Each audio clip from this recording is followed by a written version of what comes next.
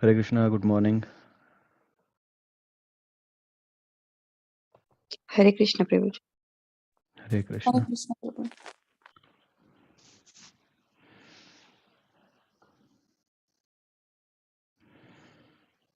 I'm waiting for others to join. And especially for Omkareshwar Prabhu and Ambika Mataji. They said they would like to recite today.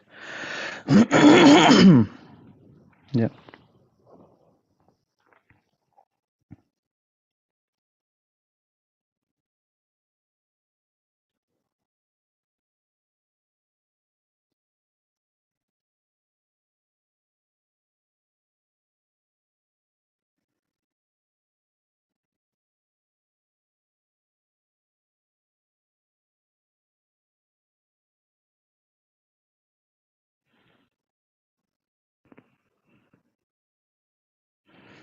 By the way, how are you all doing?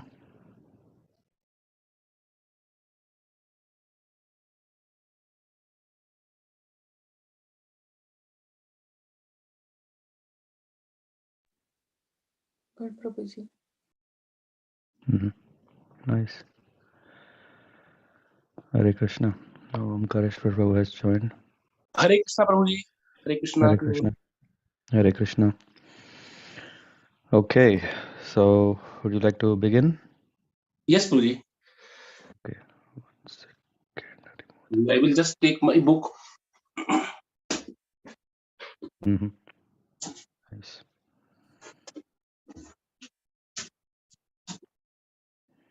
How is Mataji doing? Yes, Prabhuji, she is good. She is joining also. Yes. Okay.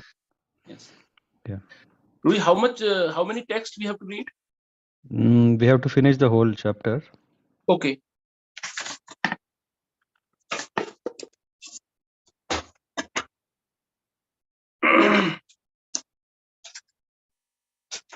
I'll try my best. You try your best.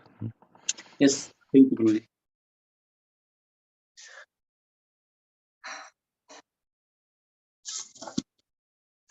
Or maybe I will directly read from the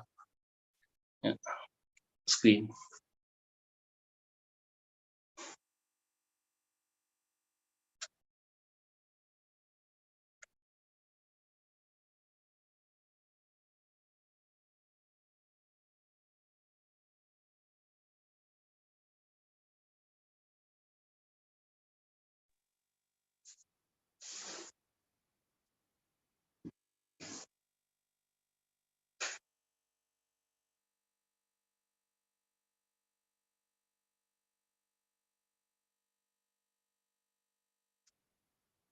Om Namo.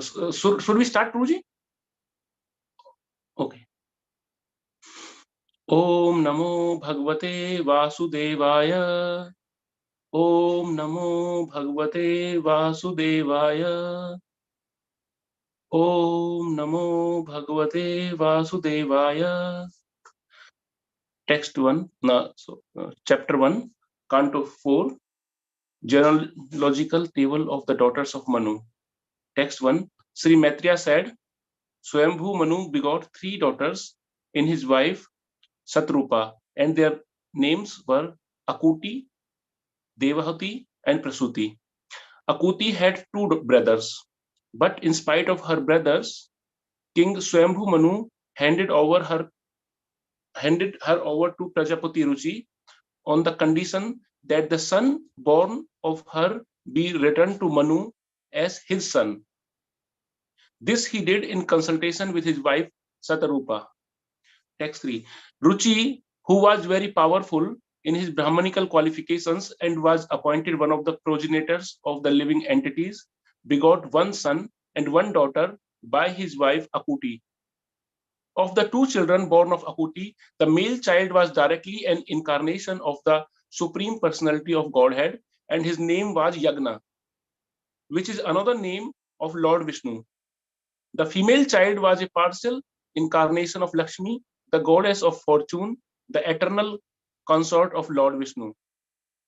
Swambhu Manu very greatly brought home the beautiful boy named Yagna, and Ruchi, his son-in-law, kept with him daughter Dakshina. The lord of the ritualistic performance of Yagna later married Dakshina, who was anxious to have the personality of Godhead as her husband. And in this wife, the Lord was very much pleased to beget 12 children. The 12 boys born of Yagna and Dakshina were named Tosa, Pratosa, Santosa, Bhadra, Santi, Idaspati, Idhma, Kavi, Vibhu, Swaha, Sudeva, and Roshana. During the time of Swambhu Manu, these sons all became the demigods, collectively named the Tusitas. Marichi became the head of the 7 rishis, and Yagna became the king of the demigods Indra. Swambhu Manu's 2 sons, Priyavrat and Uttampad, became very powerful kings, and their sons and grandsons spread all over the 3 worlds during that period. My dear son, Swambhu Manu handed over his very dear daughter Devahuti to Kardama Muni. I have already spoken to you about them, and you have heard about them almost in full. Swambhu Manu handed over his daughter Prasuti to the son of Brahma named Daksha, who was also one of the progenitors of the living entities. The descendants of Daksha are spread throughout the 3 worlds. You have already been informed about the 9 daughters of Kardama Muni, who were handed over to 9 different sages. I shall now describe the descendants of those 9 daughters. Please hear me. Kardama Muni's daughter Kala, who was married to Marichi, gave birth to 2 children, whose names were Kasyapa and Purnima. Their descendants are spread all over the world. My dear Vidura, of the 2 sons, Kasyapa and Purnima, Purnima begot 3 children, namely Vrija, Visvaga, and Devakulya. Of these 3, Devakulya was the water which washed the lotus feet of the personality of the Godhead, and which later on transformed into the Ganges of the heavenly planet. Anusuya, the wife of Atri Muni, gave birth to 3 very famous Soma, Dattatreya, and Durvasa, who were partial representations of Lord Vishnu, Lord Shiva, and Lord Brahma. Soma was a partial representation of Lord Brahma, Dattatreya was a partial representation of Lord Vishnu, and Durvasa was a partial representation of Lord Shiva. After hearing this, Vidura inquired from Maitreya, my dear master, how is it that the 3 deities, Brahma, Vishnu, and Shiva, who are the creator, maintainer, and destroyer of the whole creation, became the offspring of the wife of Atri Muni? Maitreya said, when Lord Brahma ordered Atri Muni to create generations after marrying Anusuya, Atri Muni and his wife went to perform severe austerities in the valley of the mountain known as Raksha. In that mountain valley flows a river named Nirvidya. On the banks of the river are many Asoka trees and other plants full of blast. Nirvindya. Yeah, the blast, yes, Nirvidya, blast flowers, and there is always the sweet sound of water flowing from a waterfall. The husband and wife reached that beautiful place. There, the great sage concentrated his mind by the yogic breathing exercises, and thereby controlling all attachment.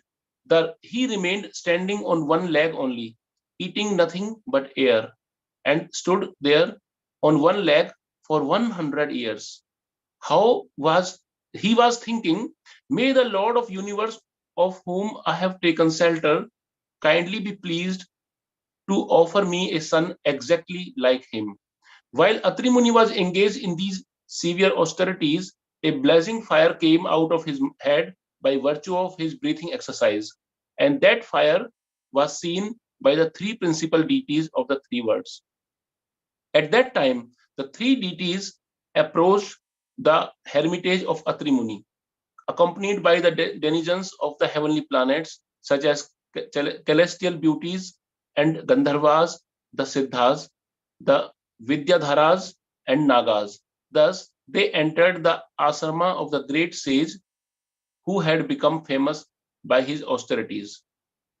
The sage was standing on one leg, but as soon as he saw that the three deities had appeared before him, he was so pleased to see them all together that despite great difficulty, he approached them on one leg.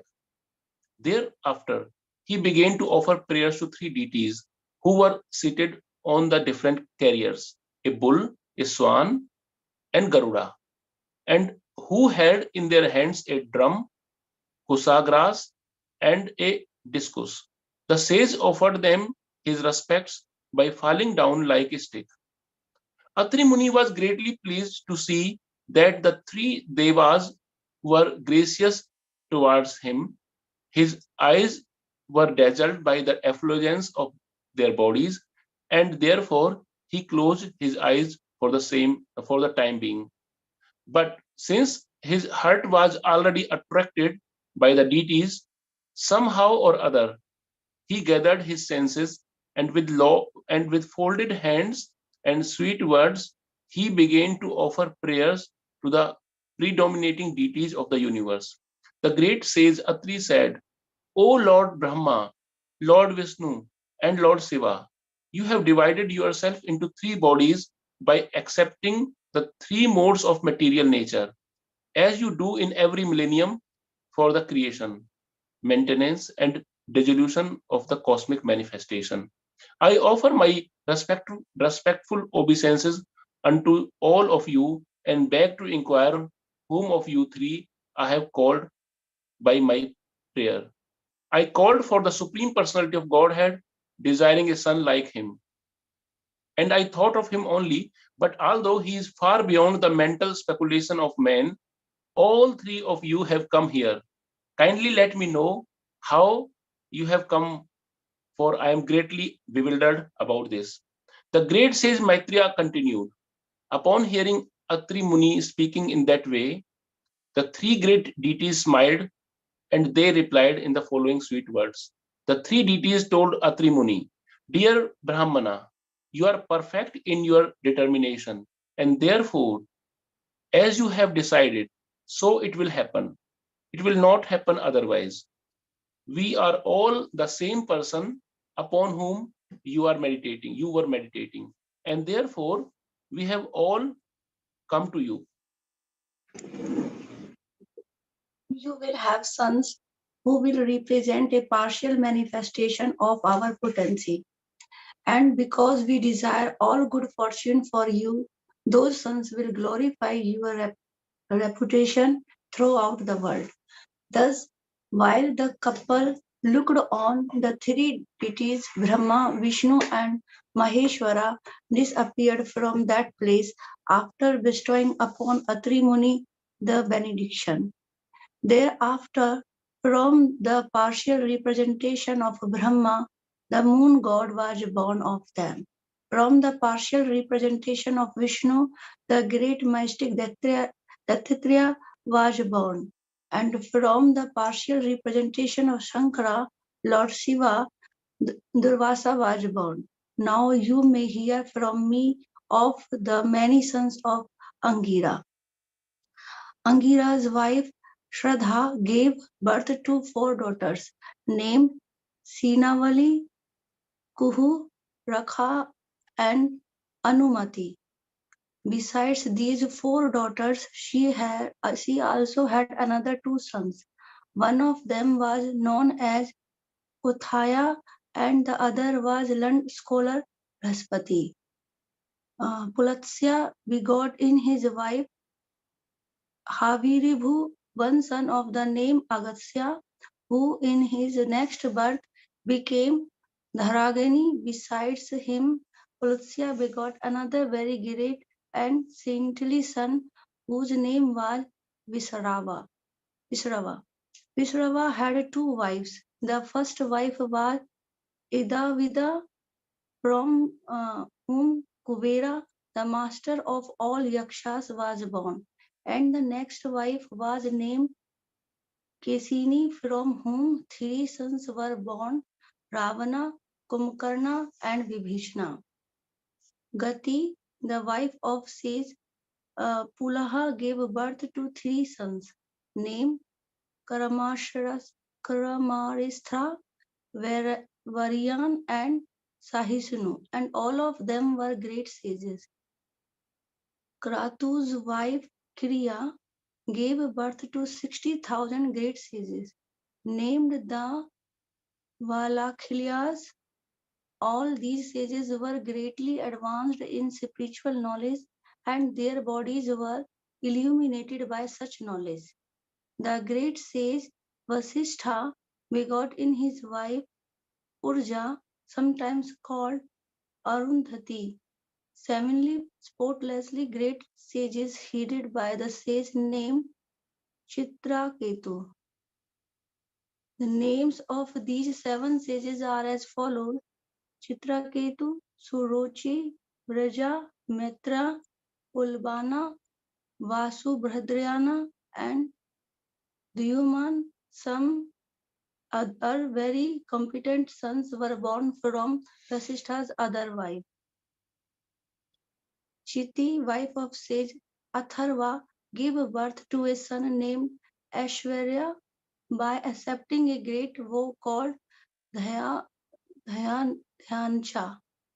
Now, the Dhyancha. Now you may hear from me about the descendants of the sage Bhrigu. The sage Bhrigu was highly fortunate in his wife known as Khyati. He begot 2 sons named Dhatta and Vidhata, and 1 daughter named Shiri, who was very much devoted to the Supreme Personality of Godhead. The sage Meru had 2 daughters named Ayati and Niyati, whom he gave in charity to Dhatta and Vidhata. Ayati and Niyati gave birth to 2 sons, Rakanda and Prana. From Rakanda, Markandeya Muni was born, and from Prana the sage Vedasira, whose son was Usana, Sukracharya, also known as Kavi. Thus, Kavi also belonged to the descendants of Bhrigu dynasty. My dear Vidura, the population of the universe was thus increased by the descendants of these sages and the daughters of Kardama. Anyone who hears the descriptions of this dynasty with faith will be relieved from all sinful reactions. Another of Manu's daughters, known as Prasuti, married the son of Brahma named Daksha. Daksha begot 16 very beautiful daughters with lotus-like eyes in his wife Prasuti. Of these 16 daughters, 13 were given in marriage to Dharma, and 1 daughter was given to Agni. One of the remaining 2 daughters was given in charity to Pitraloka, where she resides very amicably, and the other was given to Lord Shiva, who is the deliverer of sinful persons from material entanglement. The names of the 13 daughters of Daksha who were given to Dharma are Shraddha, Maitri, Daya, Shanti, Tusti, Pusti, Kriya, Unnati, Buddhi, Medha, Titiska, Hari, and Murti. These 13 daughters produced the following sons. Shraddha gave birth to Subha, Maitri produced Prasada, Daya gave birth to Abhya, Santi gave birth to Sukha, Tushti gave birth to Muda, Pushti gave birth to Samya, Kriya gave birth to Yoga, Unnati gave birth to Darpa, Buddhi gave birth to Artha, Medha gave birth to Smriti, Titiska gave birth to Keshma, and Hari gave birth to Prasraya. Murti, a reservoir of all Haribol? respected. Yeah, Tidiksha gave birth to Kshema, yeah. Here. Yeah. Yes. And Yes, Hari? yes, yes. And Hari? And Hari gave birth to Parasraya. Murti, a reservoir of all respectable qualities, gave birth to Sri Nara Narayana, the Supreme Personality of Godhead. On the occasion of appearance of Nara Narayana, the entire world was full of joy. Everyone's mind became tranquil, and thus in all directions of the air, the rivers and the mountains became pleasant. In the heavenly planets, bands began to play, and they showered flowers from the sky. The pacified sages chanted Vedic prayers. The denizens of heaven, known as the Gandharvas and Kinnars, sang. The beautiful damsels of the heavenly planets danced. And in this way, at the time of appearance of Nar Narayana, all signs of good fortune were visible. Just at that time, great demigods like Brahma also offered their respectful prayers. The demigod said, "Let us offer our respectful obeisances unto the transcendental personality of Godhead, who created as his external energy this cosmic manifestation which is situated in him as the air and clouds are situated in space, and who has now appeared in the form of Naranarayana Rishi in the house of Dharma. Let the Supreme Personality of Godhead, who is understood by truly authorized Vedic literature and who has created peace and prosperity to destroy all calamities of the created world, be kind enough to bestow his glance upon the demigods. His merciful glance can suppress the beauty of the spotless lotus flower, which is the home of the goddesses of fortune." That Maitreya, is supersede the beauty. yeah, okay. Superset of the beauty of the spotless lotus flower, which is the home of the goddesses of fortune. Maitreya said, "O Vidura, the demigods worshipped the prayers, the Supreme Personality of Godhead appearing as the sage Nar Narayana. The Lord glanced upon them with mercy and then departed for Gandhamadana hill. That Nar Narayana Rishi, who is a partial expansion of Krishna, has now appeared in the dynasties of Yadu and Kuru in the form of Krishna and Arjuna, respectively, to mitigate the burden of the world. The predominating deity of the fire begot in his wife Swaha 3 children named Pavaka, Pavamana, and Suchi, who exist by eating the oblations offered to the fire of sacrifice. From those 3 sons, another 45 descendants were generated, who are also fire gods. The total number of fire gods is therefore 49, including the fathers and the grandfathers. Grandfather. These 49 fire gods are the beneficiaries of oblations offered in the Vedic sacrificial fire by impersonalists Brahmanas. The Agnivatas, the Bharisats, the Somyas, and the Agyapas are the Pitas. They are either Sagnika or Niragnika. Sagnika or Niragnika. The wife of all these Pitas is Swedha, who is the daughter of King Daksha. Swedha, who was offered to the Pitas, begot 2 daughters named Vayuna and Dharini, both of whom were impersonalists and were experts in transcendental and Vedic knowledge. The 16th daughter, whose name was Sati, was the wife of Lord Shiva. She could not produce a child, although she was faithfully engaged in the service of her husband. The reason is that Sati's father, Daksha used to rebuke Lord Shiva in spite of Shiva's faultlessness. Consequently, before attaining a mature age, Sati gave up her body by dint of yogic mystic power. Hare Krishna. Hare Krishna. Hare Krishna. Thank you very much, Prabhu Mata ji. So very happy. How was it? Huh? I think now you know a lot of history now. Yes, Prabhuji. How It was it? gives us a proud history of our ancestors, Hmm. and if we connect with that, we are from that dynasty and that lineage. We feel proud, and yeah, it's a really great things here in written in this chapter.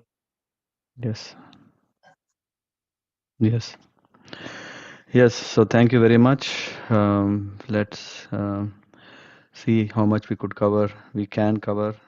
I hope we'll finish this chapter and be ready for Bhagavad Sapta, which is the fourth canto, second chapter to seventh chapter.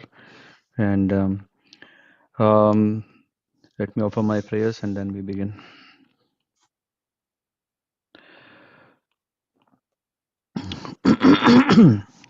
Just a second. I'm trying to position this somewhere. Yes, here. ॐ ज्ञानातिमिरान्धस्य ज्ञानाञ्जनशलाकया चक्षुरुन्मीलितं येन तस्मै श्रीगुरवे नमः श्रीचैतन्यमनोभीष्टं स्थापितं येन भूतले स्वयं रूपः कथामहिं ददति स्वपदान्तिकं वन्देऽहं श्रीगुरो श्रीयुतापदकमलान् श्रीगुरो वैष्णवांश्च श्रीरूपं साग्रजातां सहगणरघुनाथान्वितां तं सजीवं साद्वैतं सावधूतं परिजनसहितं कृष्णाचैतन्यदेवं श्रीराधा कृष्णपादान् सहगणललिता श्रीविशाखान्वितांश्च नमो विष्णुपादाय कृष्णपृष्ठाय भूतले श्रीमते भक्तिवेदान्त स्वामिनिति नाम्ने नमस्ते सारस्वती देवे गौरवाणी प्रचारिणे निर्विशेषशून्यवादी पाश्चात्यदेशतारिणे वंशकल्पतरुभ्यश्च कृपा सिन्धुभ्येव च पतितानां पावनेभ्यो वैष्णवेभ्यो नमो नमः तप्तकाञ्चन गौराङ्गी राधे वृन्दावनेश्वरी ऋषभानुसुते देवी प्रणमामि हरिप्रिये जय श्रीकृष्ण चैतन्य प्रभु नित्यानन्द श्री अद्वैत गदाधर श्रीवासादि गौरभक्तवृन्द हरे कृष्णा कृष्णा कृष्णा हरे हरे हरे राम राम राम हरे हरे ॐ नमो भगवते वासुदेवाय ॐ नमो भगवते वासुदेवाय ॐ नमो भगवते वासुदेवाय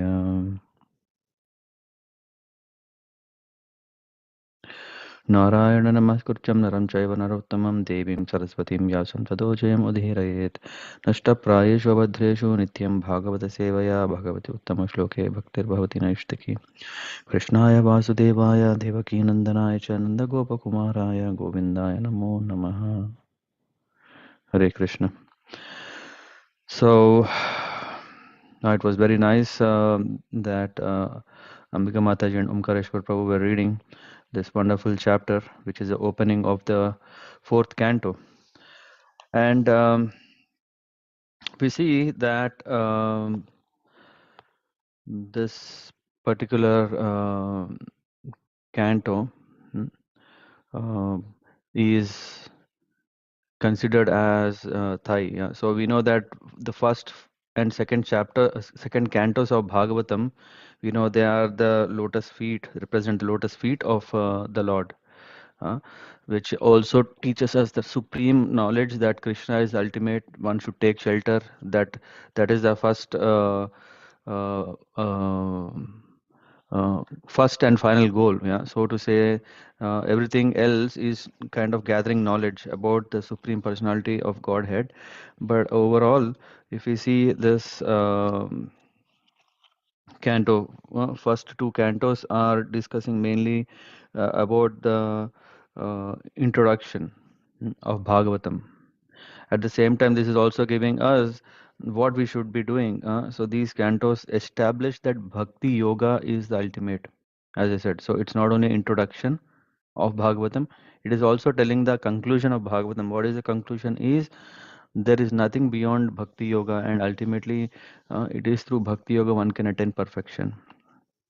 So, and we remember so many prayers that were offered in the first two cantos. We have also come across Parikshit Maharaj, his great appetite for hearing to Bhagavatam, and also we hear about Kunti Devi prayers coming in. We hear also Yudhishthir Maharaj glories there. So much, all showing that one should have a great attention for taking shelter at the lotus feet of the Supreme Personality of Godhead. Then we come to the third and fourth cantos. These are represented as the thighs of the Lord. Mm. The thighs of the Lord, and discussing to a very greater extent about Sarga and Visarga, the primary creation and the secondary creation. And this here we see this is the conversation of Vidura and Maitreya Muni. So Vidura, when he saw that Krishna is leaving the planet and he's winding up his leela, then he came to that place, and then Krishna said that, okay, you go and approach Maitreya. He has already got all the knowledge, because I know a situation will come when the Lord Himself is there, people are not able to realize the dharma. Yeah? I have secured all this treasure, and I have given to Maitreya Rishi. So you just go him and collect. You can hear from him saying so. Vidura approached Maitreya Rishi, and Maitreya Rishi was asked by Vidura very, very interesting question that made Maitreya Rishi very excited in explaining the Bhagavat. Mm. Uh, and where we came across in the third canto, Varaha Swami incarnation, and how he had lifted the planet Earth, and wonderful prayers that were offered. And then we also came very nicely discussed, as in this chapter, Maitreya Rishi is telling to Vidura that I have covered almost full the glories of whom Kardama Muni and Devahuti and teachings of Kapila. So this was also shared in the third canto. So, and then comes this continuation, where it is still the samvad is between Vidura and Maitreya Rishi. Vidura is asking questions to enlighten himself, and through that means, who is actually sharing this to? This is being spoken by Sukadev Goswami to Parikshit Maharaj. Yeah. And this is what is Saunakadi Rishis. They were there, and Suta Goswami, who heard, who has shared it, yeah, to Janamejaya. So in that way, we come to this Bhagavatam, which is a crest jewel of the Paramahamsa Jnana, the knowledge that is required and that is eager for Paramahamsas, so that they understand it is all ultimately bhakti. And these questions are mainly towards understanding many aspects of mainly bhakti. Mm. So, uh, why even Krishna in Bhagavad Gita is saying that ultimately it is bhakti through which one can attain perfection or success, ultimate success. And with that, mm, we come across in this fourth canto. Of course, this first chapter was an opening of which is giving a genealogical understanding of daughters of Manu, and then later next part of the uh, fourth canto will cover the about the sons. Who are they? Priyavrata and Uttanapada. Yeah, but yeah, that will be discussed again later.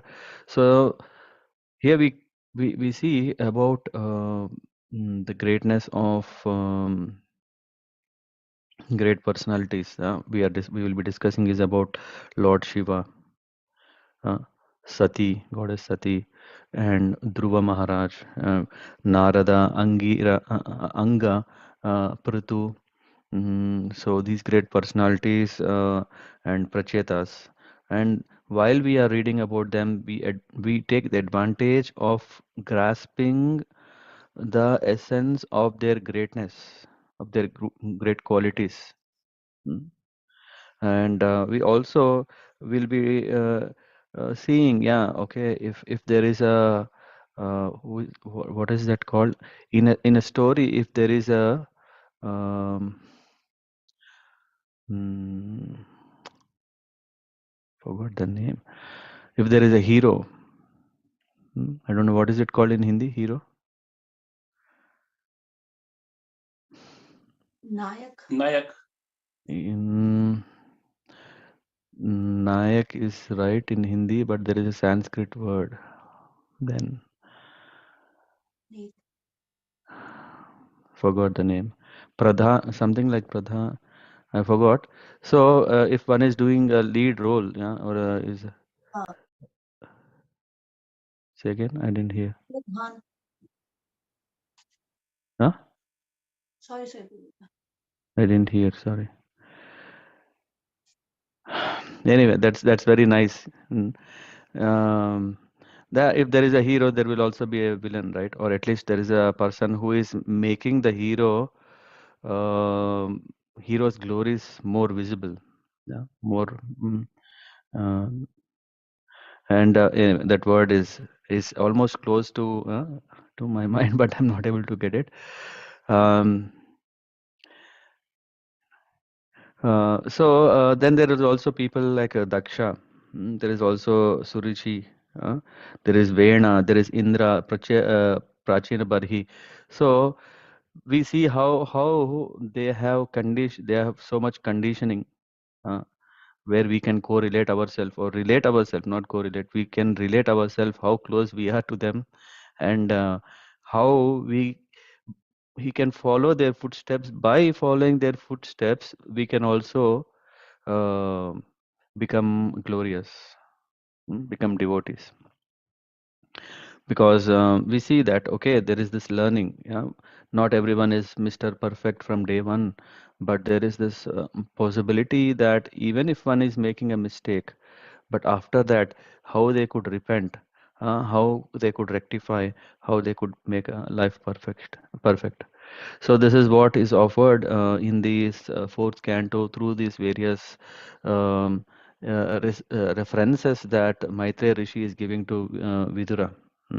And we will be then opening up the the fourth canto, first chapter, which now, yeah, um, Omkareshwar Prabhu and Ambika Mataji were reading. It's quite a lengthy one, but because there is so much kind of a referential info, we will see what is main essence, important points here. So we are talking, yeah, Maitreya, is someone saying something? Sindhu Mataji? Okay. So Swayambhu Manu had three daughters Shatarupa, and Swayambhu Manu had three daughters, Akuti, Devahuti, and Prasuti. And here we see, I think that name would have come from Uti. Uti means coming out something, some inspiration or uh, creation. That is what is Uti. Yeah? So their names. And here, very important is that we see that how Prabhupada is opening this canto. And that's why I think this purport is our reference to understand how, if we want to understand Bhagavatam, that we are so much dependent, hopelessly dependent on the spiritual master and their blessings. Prabhupada is writing, first of all, let us offer our respectful obeisance unto our spiritual master, Om Vishnupada Shri Srimad Bhakti Siddhanta Saraswati Goswami Prabhupada, by whose order I am engaged in this Herculean task of writing commentary on the Śrīmad-Bhāgavatam, as the Bhaktivedanta purports. By His grace, we have finished 3 cantos already, and we are just trying to begin the 4th canto.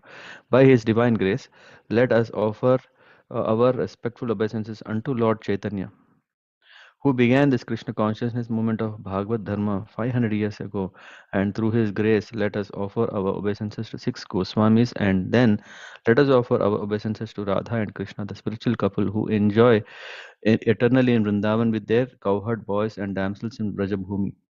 Let us offer our respectful obeisances to all the devotees and eternal servitors of the Supreme Lord. I hope you are also parallelly offering prayers. Hmm. So this is kind of a summary of what is happening in the fourth canto. In the first chapter of this fourth canto, there are descriptions of three daughters of Swayambhu Manu and their descendants. The next, I mean, this is a further explanation which we will also anyway learn later. Hmm. As described in the first verse of this chapter, Swayambhu Manu had three daughters. Of these three daughters, one daughter Devahuti, is already described, and Swayambhu Manu was the son of Brahma. Hmm. Brahma had many other sons, but Manu's name is specifically mentioned first because he was the great devotee of Lord. In this verse, there is also a word cha indicating that beside the three daughters mentioned, Swayambhanu also had two sons, that is Uttanapada and Priyavrata. Yeah. So here we go through this that Akuti had two brothers, but in spite of her brothers, very interesting. In the purport, we will know. See, Swayambhu Manu, we know that he had two sons. Swayambhu Manu had Akuti, Prasuti, Devahuti, Uttanapada, and Priyavrata. So total five, which means Swayambhu Manu had sons. But what he did is, when he was giving his daughter Akuti in marriage to Prajapati Ruchi, he kept on a condition: I am giving my daughter. What is the condition? That the son born of her be returned to Manu, to me. And this he did in consultation with his wife Shatarupa. And now and how is it justified also mentioned by in the purport. Uh, Sometimes a sonless person, which in this case Manu was not sonless, he had two sons. Sometimes a sonless person offers his daughter to a husband on the condition, I mean, offers his daughter to someone on a condition that your child, son, if you are born, you give me, so that this lineage can go on. And this is what is called dharma. What is it? Putrika dharma, which means that by the execution of religious rituals, one gets son, although one is sonless by one's own wife. Hmm? But here is an extraordinary situation that he already had two sons, but why did he ask? Hmm? Srila Vishwanath Chakravarti Thakur comments in this connection that King Manu knew that the Supreme Personality of Godhead would take birth in the womb of Akuti. Therefore, in spite of having two sons, he wanted the particular son born of Akuti because he was ambitious to have the son of the Personality of Godhead, Supreme Personality of Godhead, appear as his son and grandson. You see? Huh? He is a son as well as simultaneously grandson. Very nice. Manu is the lawgiver of mankind, and since he personally executed Putrika Dharma, so this is also authorized that one could do it. One may give one's daughter in charity on that condition. That is the opinion of Srila Jiva Goswami. Of course, if we go into these purports in details, I mean, we need 4 hours to finish this chapter. So, and then here goes Ruchi, who was very powerful. He had what? He begot one son and one daughter. What are their names? Very important. The word Brahma, Varchasvi, is very significant. Ruchi was a Brahmana, but not only a Brahmana, he was of a very, very high quality because he was following the Brahmanical duties very rigidly, to the point. And what are those? From the Bhagavad Gita and Bhagavatam, we understand these are all the qualities. Saucham, where is that? Yeah, control of senses, control of mind, cleanliness, within, without, development of spiritual and material knowledge, simplicity, truthful, faith in the Supreme Personality of Godhead, etc. So even if one is having everything, but there is no faith in the Supreme Personality of Godhead, still he cannot be considered as a Brahmana.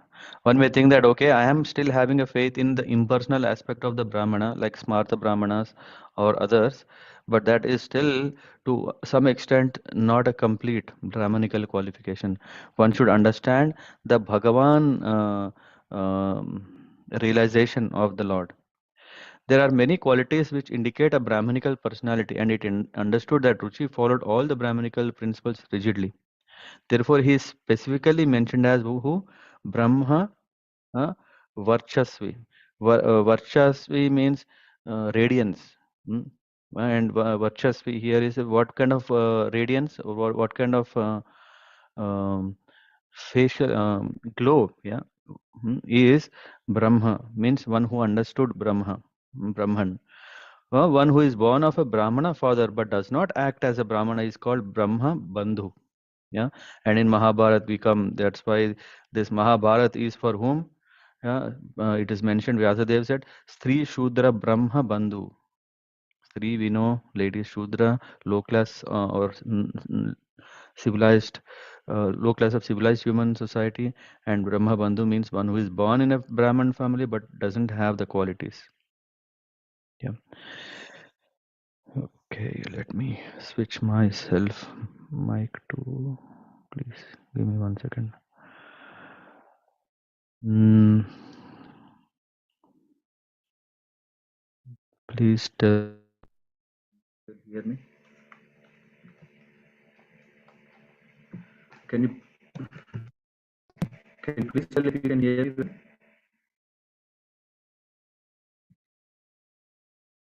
No? Hare Krishna Prabhuji, we can hear, but little bit slow now. Can you?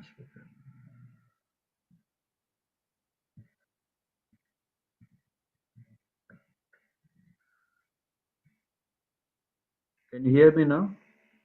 Yes, yes, yes, yes. Prabhuji. I can't hear you. Give me 1 second. We can hear, Prabhuji. Yeah, it should be.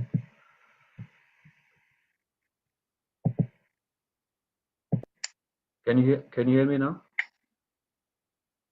No? Yes, No? Prabhuji. Okay, fine. That's so here it says that so in this way, therefore he is mentioned here as Brahmavarchasvi, one who had full province in Brahmanical strength. And this radiance or effulgence is coming not because someone has put a nice high voltage light on the face, but it is coming from because of the qualities that he has developed from within. So in this way, um, in this way, of the two children born of Akuti, the male child was directly an incarnation of the Supreme Personality of Godhead called Yajna, and the daughter is Lakshmi. And now what is happening is, I think in this verse, they, though they were born from the same womb, but they get married. I think that is the next verse. Lakshmi, the goddess of fortune, is the eternal consort of Lord Vishnu.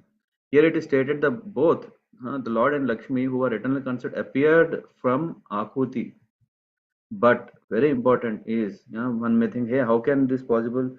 If the Lord is himself doing a marriage between the siblings, is it agreed? Both the Lord and his consort are beyond this material creation. Very, as confirmed by many authorities, Narayana Paro Vyaktat is therefore their eternal relationship cannot be changed. And Yajna, the boy, born of Akuti, later married goddess of fortune. So,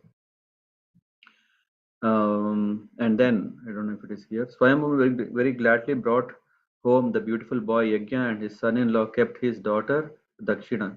Dakshina, who is the expansion of partial expansion of Lakshmi Devi. So here we, I mean, I have gone through these purports, so nice. Yeah, but I would like to, because of time, ask everyone to please go through them. They are so much informative, as well as can help us to understand how whole creation came and who is who. Yeah.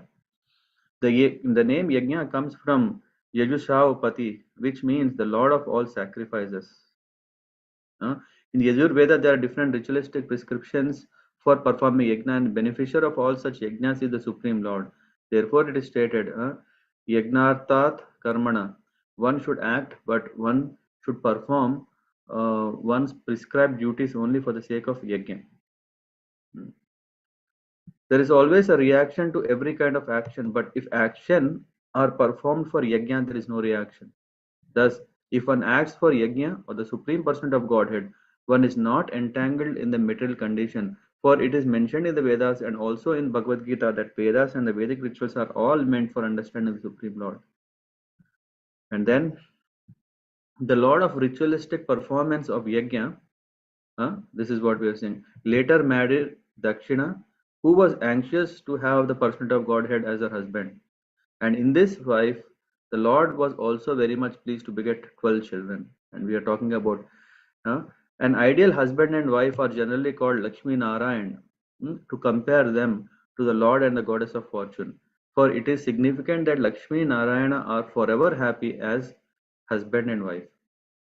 A wife should always remain satisfied with her husband, and a husband should always remain satisfied with his wife. Better half, I think it is this verse. Now, Chanakya Pandit says, it is said that if a husband and a wife are always satisfied with one another, then the goddess of fortune automatically comes. What does that mean? If the relation between wife and husband is friendly and helping each other and satisfaction, then what is happening? The house is flourishing with what? Goddess of fortune will be there, Lakshmi will be there, prosperity will be there, happiness will be there.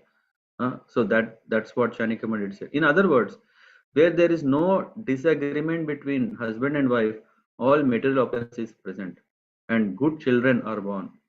Generally, according to Vedic civilization, the wife is trained to be satisfied in all conditions, and the husband, according to the Vedic instruction, is required to please the wife with sufficient food, ornaments, and clothing.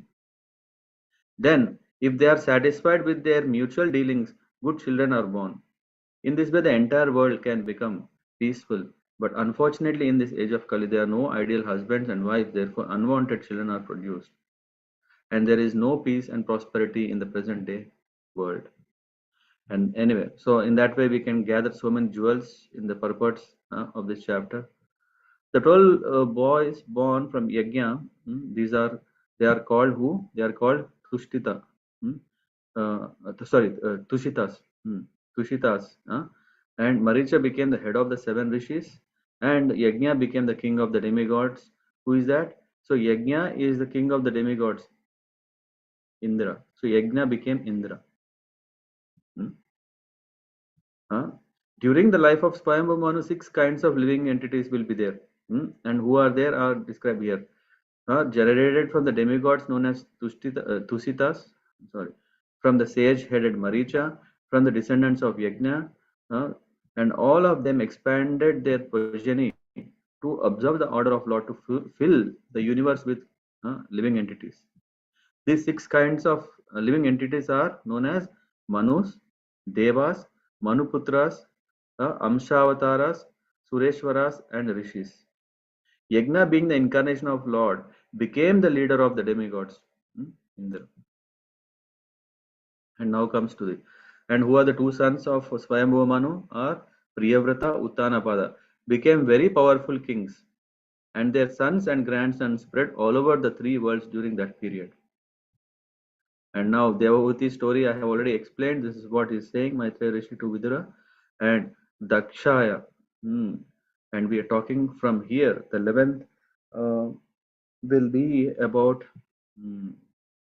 handing over Prasuti to Brahma's own son, Daksha, who was also one of the progenitors of the living entities. And the descendants of Daksha are spread throughout the 3 worlds. And then there are 9 daughters of Kardama Muni who were handed over at the 9 different stages. This we came across in the 3rd canto. I shall now describe the descendants of those 9 daughters. So this is what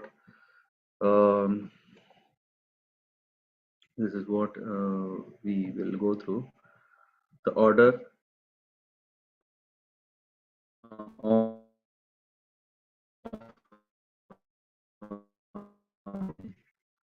I'll just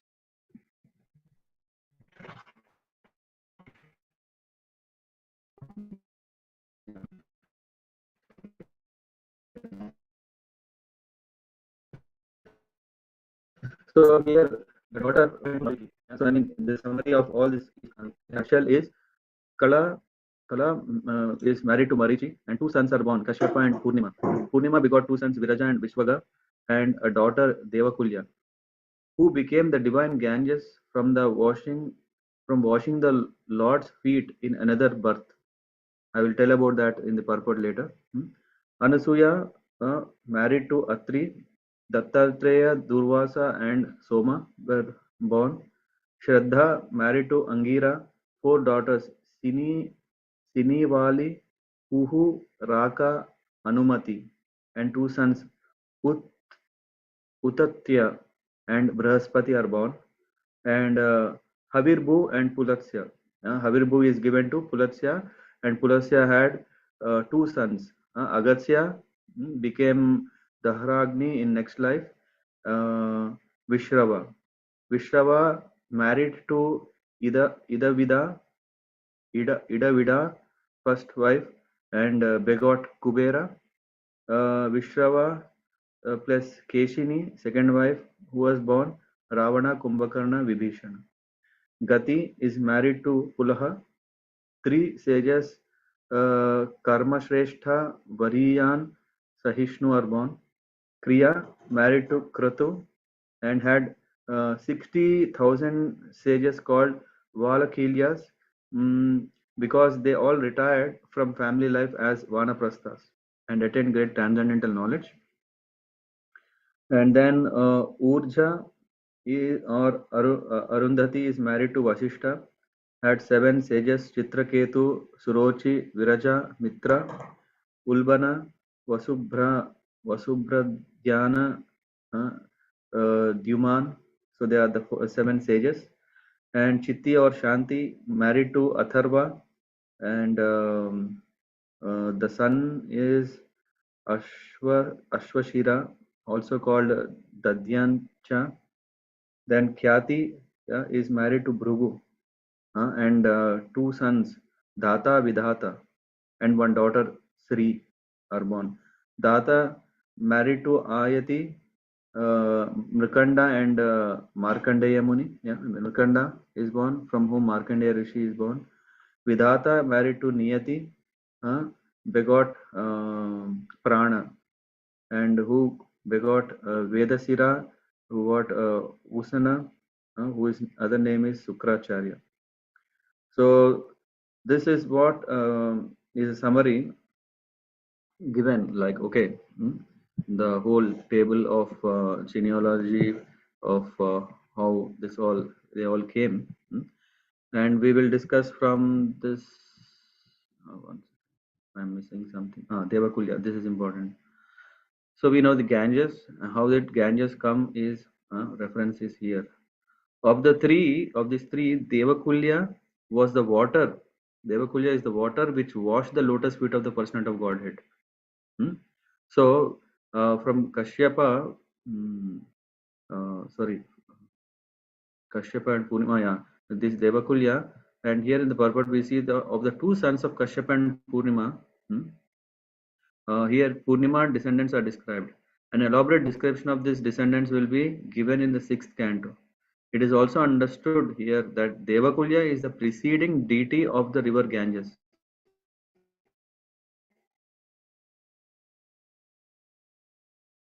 Preceding deity, planets, to this planet, and is accepted to be sanctified because it is touched the lotus feet of the Supreme Personality of Godhead. Yeah, there is also this Vamana Dev, when he pierced this surface, then the water which came, so that is Ganges, but it is none other than this Devakulya. And from 16 to 33 is description of Anasuya. Anasuya, the wife of Atri Muni, gave birth to three very famous sons.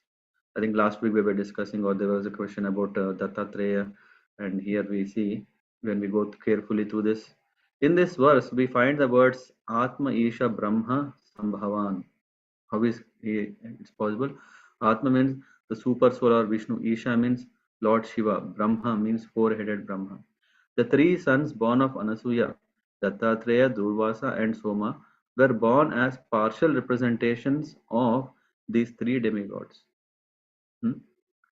Atma is not in the category of the demigods or living entities because he is Vishnu. Therefore, he is described as a Vibhinnamsha Bhutanam. The Supersoul Vishnu is the seed-giving father of all living entities, including Brahma and Lord Shiva. Another meaning of word Atma may be accepted in this way.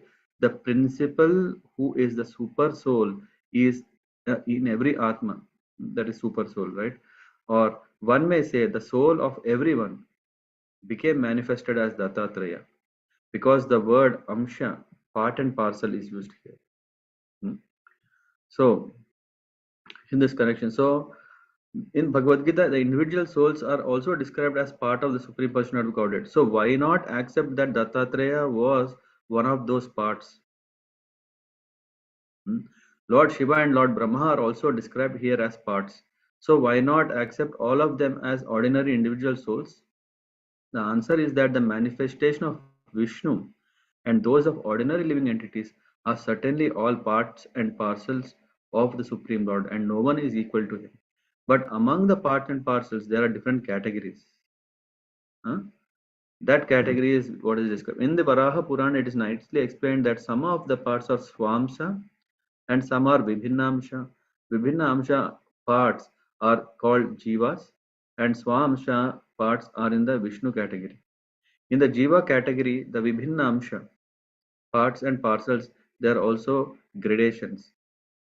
That is explained in Vishnu Puran, where it is clearly stated that the individual parts and parcels of the Supreme Lord are subject to being covered by external energy Maya.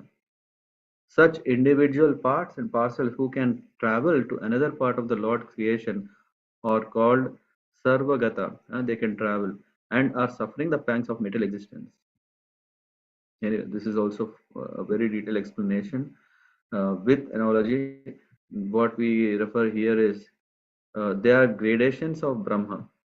The Vishnu, Swamsha, expansions of the Supreme Lord in different Vishnu forms are like lamps. Lord Shiva is also like a lamp, and the supreme candle power or the 100% light is Krishna. The Vishnu Tattva has 94%, Shiva Tattva has 84%, Lord Brahma has 78%, and the living entities are also like Brahma, but in the conditional state, their power is still more dim. Yeah, I read somewhere that it's 9%. 9%. Yeah, we're not talking even double digit. There are gradations of Brahman, and no one can deny this fact. Therefore, the word Atmesha Brahma Sambhavan indicates that Dattatreya was direct part and parcel of Vishnu, whereas Durvasa and Soma were parts and parcels of Lord Shiva and Brahma, Lord Brahma. So this is what is mentioned, and then now, yeah. Now Vidra is inquiring after hearing this. How is it that uh, how is that the three deities Brahma, Vishnu, and Shiva?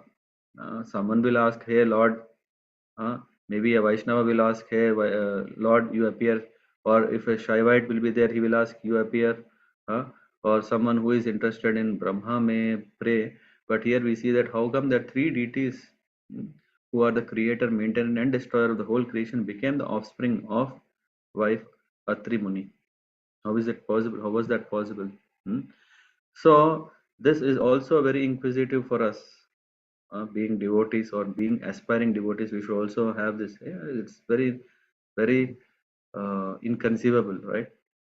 So Lord Brahma, for he understood that when the super soul, Lord Brahma and Lord Shiva all appeared through the person of Anasuya, the wife of Atri Muni, there must have been some great purpose. Otherwise, why should they have appeared?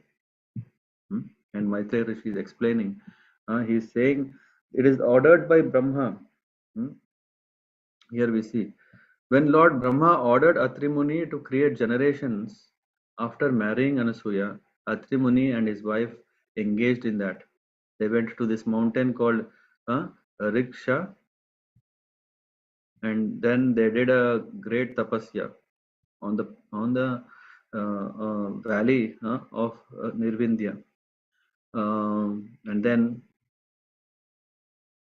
the description. The husband and wife reached that beautiful place and they started doing what? Pranayamena samyamya mano varshatadam munihi atistad ekapadena nidvandvo anila bhojana. Anila bhojana. No water, no food. Only they were eating air. This is what somewhere it said that they're controlling on one leg, eating nothing but air, and stood there on one leg. And for how many? For 100 years. Yeah, for 100 years. And then he was thinking, may the Lord of the universe, of whom I have taken shelter, kindly be pleased to offer me a son exactly like him. So we see that how aspiring, if someone is aspiring for children, what kind of prayers? It's not just okay. It's a part of life to beget children, like any other. We see animals. hmm, it's not like that in a civilized Aryan society or kind of samaj or community. It's very important that one meditates upon this very important point. It's not only sensual satisfaction, but the purpose is to beget high quality devotees. This is what. And here, Atri Muni was praying that he be blessed, may he please the Lord, and he'll be blessed with a son who is exactly like him. And yeah, what is the purpose of that? That one can engage in serving the Lord in one of these rasas. Hmm? Vatsalya ras, in Vatsalya ras, also how yeah, one can engage in the service by knowing the Lord as Aishwarya Bhav. So many. So it appears that the great sage Atri Muni had no specific idea of the Supreme Lord. Yeah. Um, Atri Muni, who is intellectual, who is highly knowledgeable in Vedic scriptures, but it doesn't mean that everyone is already understood the ripened uh, Siddhant of the Vedanta Sutras. So here, of course, he must have been conversant with Vedic information that there is a supreme personage of Godhead, who is the creator of the universe, from whom everything emanated, who maintains and is conversant in dissolution. Yatova imani bhutani, Taitriya Upanishad. The Vedic mantras give us information of the Supreme Lord. So Atri Muni concentrated his mind on the Supreme Lord even without knowing his name, just to beget from him a child exactly on his level. This kind of devotional service in which the knowledge of God's name is lacking is explained in Bhagavad Gita, where Lord says that four kinds of men with background of pious activities come to him asking for what they need. Atri Muni wanted a son exactly like the Lord, and therefore he is not supposed to have been a pure devotee. Because he had a desire to be fulfilled, and that desire was material. He didn't say that. Yeah, anyway, although he wanted a son exactly like the Supreme Lord, this desire was material because he did not want the Supreme Personality of Godhead himself, but only a child exactly like him. Hmm? If he had desired the Supreme Personality of Godhead as his child, he would have been completely free of material desires because he would have wanted the Supreme Absolute Truth. But because he wanted a similar child, his desire was material. Thus, Atri Muni cannot be counted among the pure devotees. Yeah.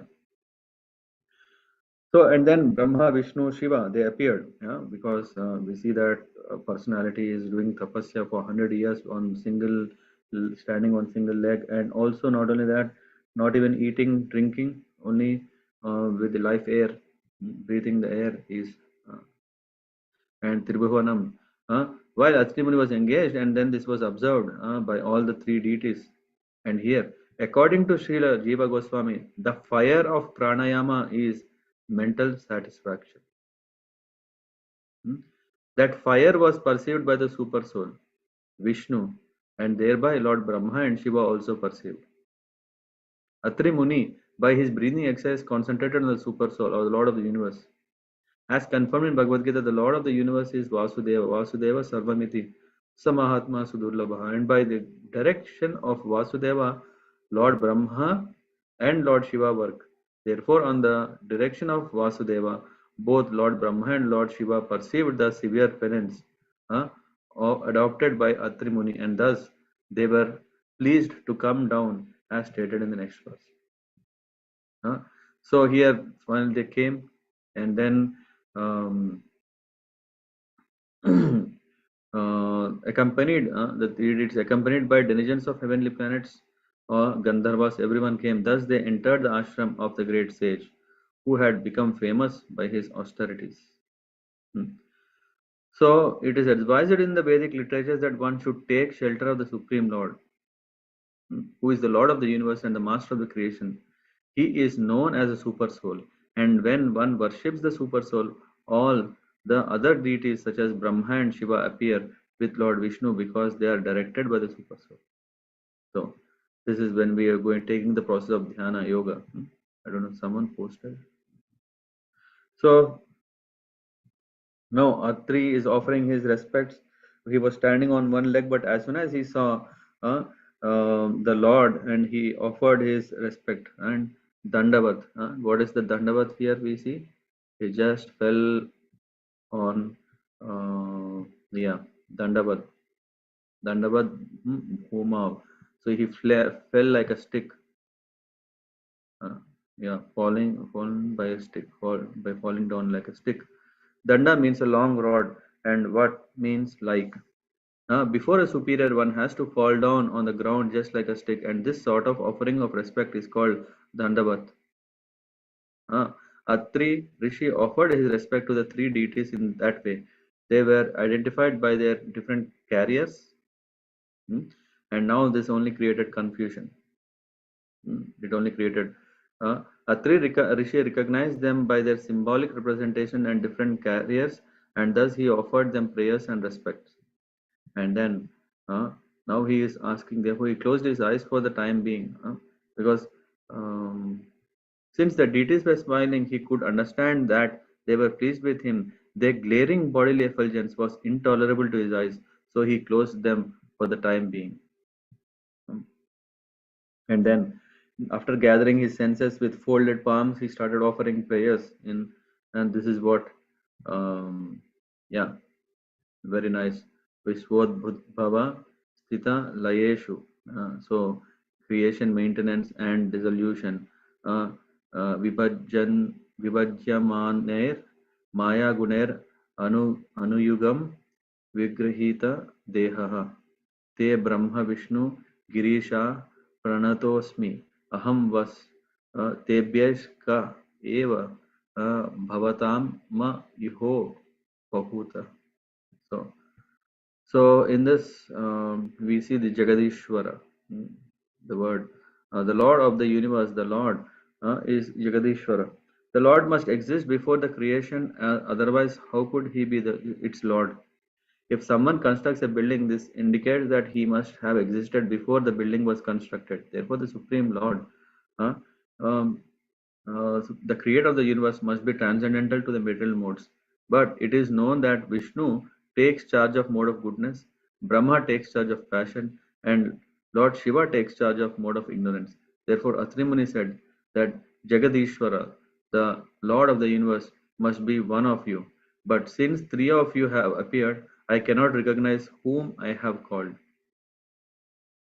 And then the Lord is clarifying here that we are not different, we are the same. Here we see Eko Mayeha Bhagavan Vividha Pradhane. So here we see I called for the Supreme Personality of Godhead, desiring a son like him, and I thought of him only. But although he is far beyond the mental speculation of man, all three of you have come here. Kindly let me know how you have come, and for I am greatly bewildered about this. Even if the Lords appear, it is a great bewilderment. So he was surprised, and then he's asking. So Maitreya Rishi is telling. Upon hearing this, the Lord starts speaking. Deva Uvacha. The three deities told Atri Muni, Dear Brahmana, you are perfect in your determination, and therefore, as you have decided, so it will be. We are all the same person upon whom you were meditating. and therefore we have all come to you. The purport Prabhupada is explaining. Huh? Because Atri Muni was unspecific or not so clear, the Lord of the universe, what does it mean? Uh, Although he had no clear idea of the Lord of the universe, nor of his specific form, uh, Mahavishnu, from whose breathing millions of universe emanate and into whom they are again withdrawn, may be accepted as the Lord of the universe. Garbhodakashayi Vishnu, from whose abdomen sprouted the lotus flower, which is the birthplace of Brahma, may also be considered the Lord of the universe. Similarly, Kshirodakashayi Vishnu, who is the super soul of all living entities, may also be considered the Lord of the universe. Then, under the order of Kshirodakashayi Vishnu, the Vishnu form within the universe, Lord Brahma, and Lord Shiva may also be accepted as the Lords of the universe. Vishnu is the Lord of the universe because he is its maintainer. Similarly, Brahma creates different planetary systems and populations, so he also may be considered as Lord of the universe. Or Lord Shiva, who is ultimately the destroyer of the universe, also may be considered as its Lord.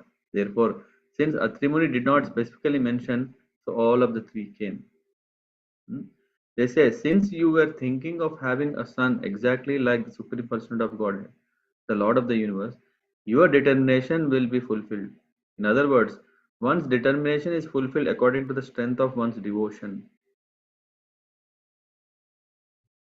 Hmm?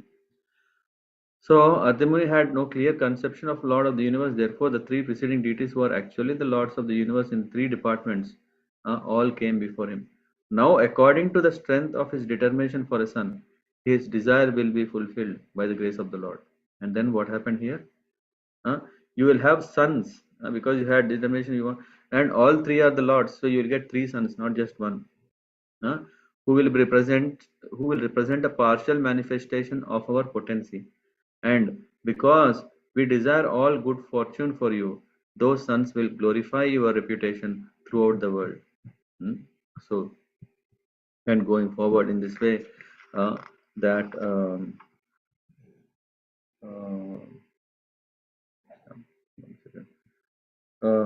yeah, so in that way, Soma comes from Lord Brahma. Dattatreya comes from as Vishnu's partial expansion, and Durvasa Muni comes from Lord Shankaracharya. Lord Shankar Shiva. Thereafter, from the partial representation of Brahma, the moon god was born. This is what, and then um, there is further explanation of Angira, wife Shraddha, gave birth to four daughters, Sinivali, Kuhu, Raka, and Anumati. So all these explanations are given until 45. There is only further description of these.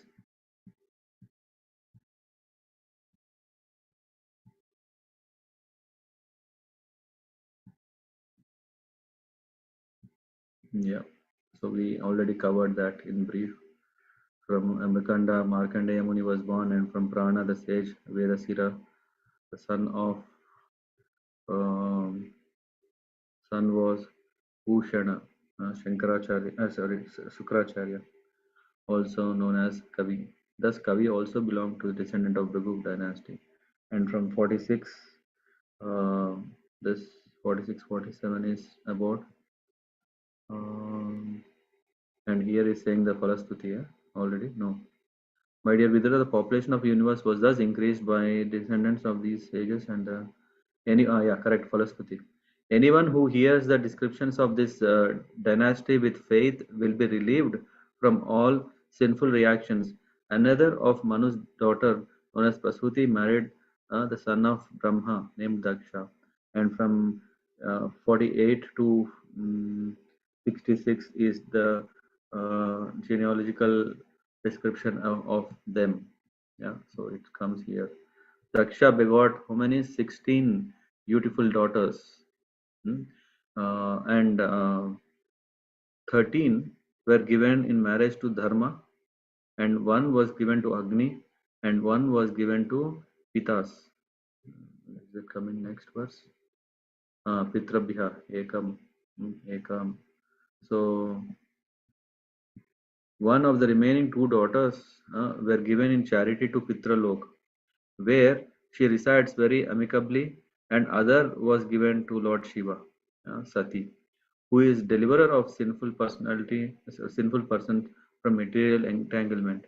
The names of 13 daughters of Daksha were given to Dharma are Shraddha, Maitri, Daya, Shanti, Tushti, Pushti, Kriya, Unnati, Buddhi, Meda, Titiksha, Hari, and Murti. And these 13 daughters produced sons. Names are also so nice. Very, very nice, the relation. We see that if we have Shraddha, then we get Subha, auspiciousness. If we have Maitri, then we get mercy, Prasad. And if we are friendly, then what we get is their mercy, right? So yeah, Daya gave birth to Abhaya. If we have Daya, compassion, we don't fear for anything. And Shanti gave birth to Sukha.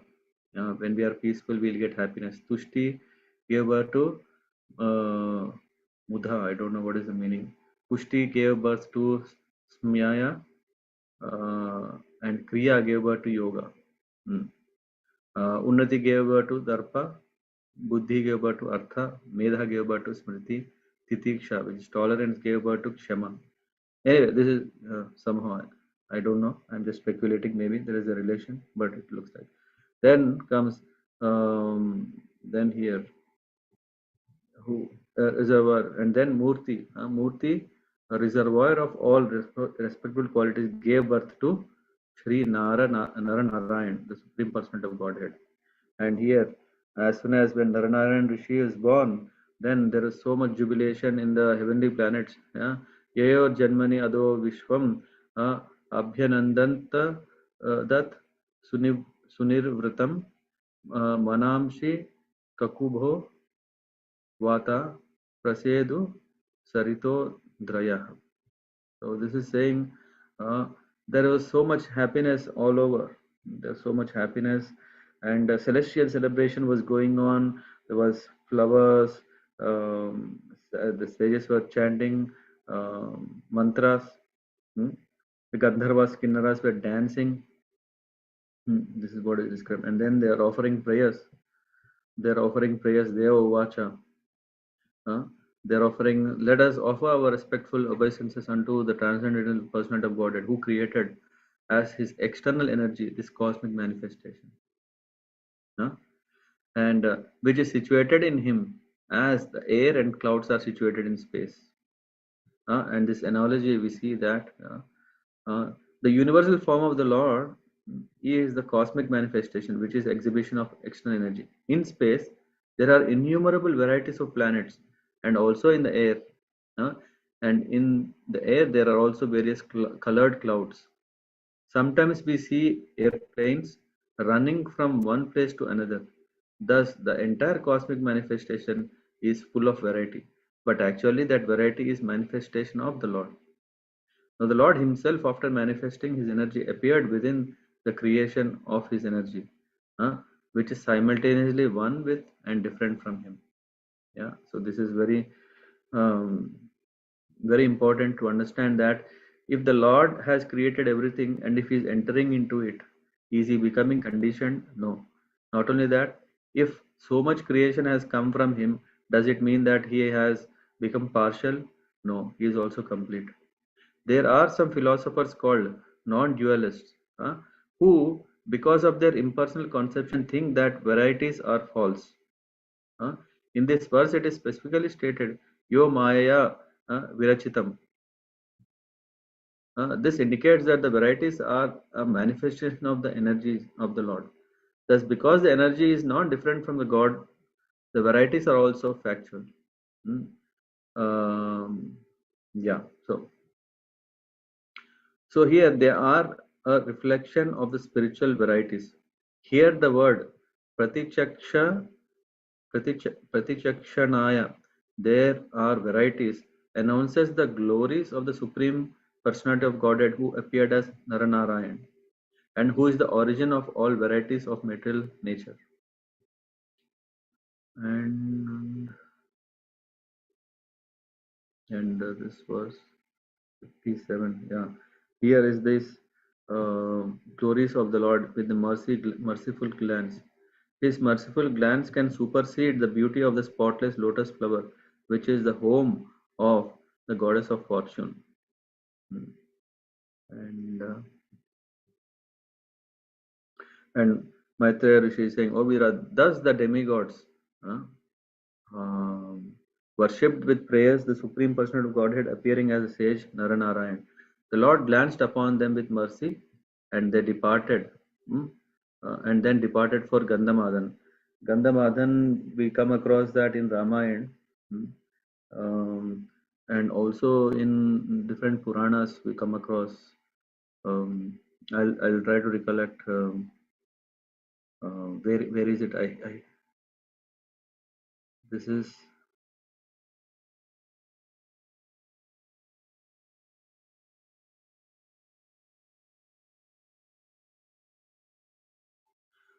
I yeah this is somewhere I think where Daksha Yajna took place near Haridwar, if I'm not wrong. But in Ramayana it comes in the Kishkinda Kand. Anyway, I'll check and let you know.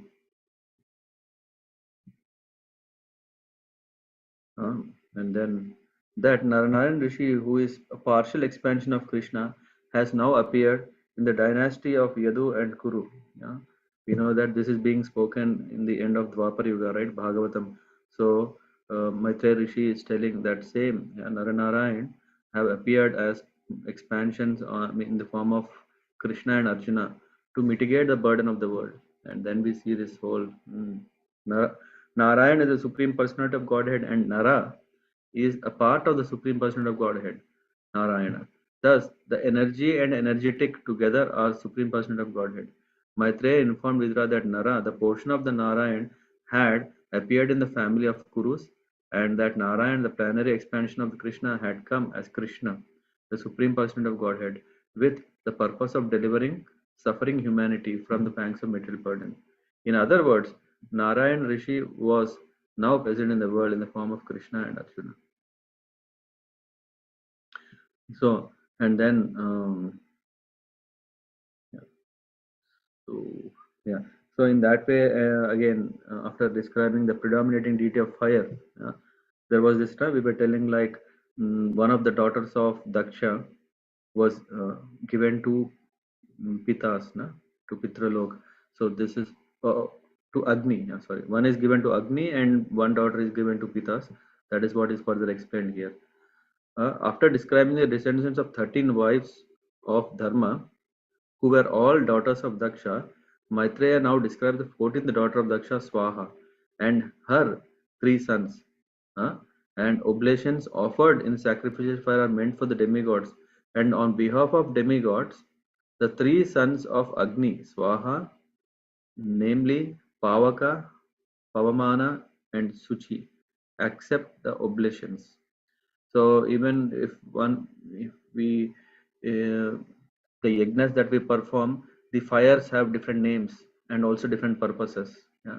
The priest they will say, now I'm inviting so and so fire, uh, because they accept the oblations that are offered. Oblation is nothing but these grains, everything that we offer into the fire.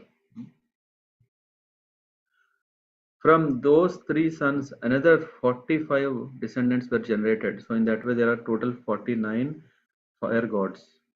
The grandson is Agni, from whom, yeah, uh, then the sons are Pavaka and Pavamana and Suchi, and from them again there were 45. Altogether 49 fire gods are there.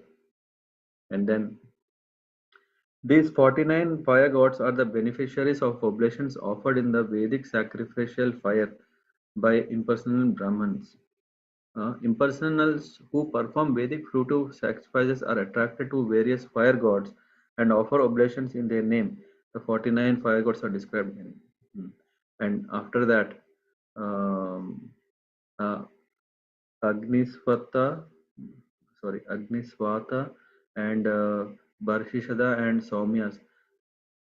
And sorry, what are we reading now? Yeah, now we are talking about Pitas, right?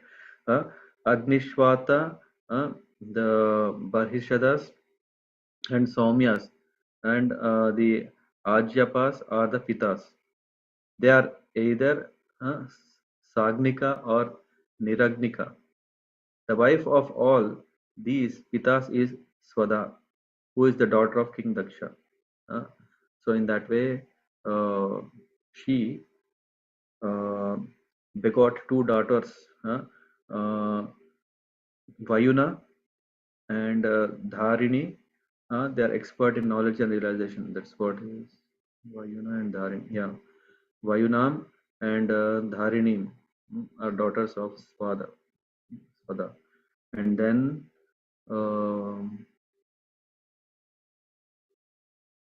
comes to Sati Devi. Yeah, the 16th daughter, whose name was Sati, was the wife of Lord Shiva.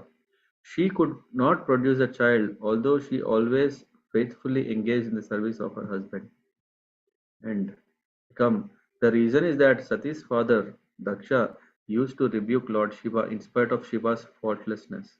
Consequently, before attaining a mature age, Sati gave up her body by dint of her yogic mystic power.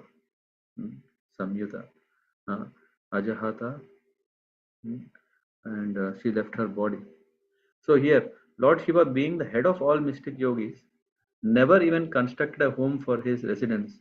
Sati was the daughter of great king Daksha, and because his youngest daughter Sati selected as her husband, Lord Shiva, Daksha was not very much satisfied with her.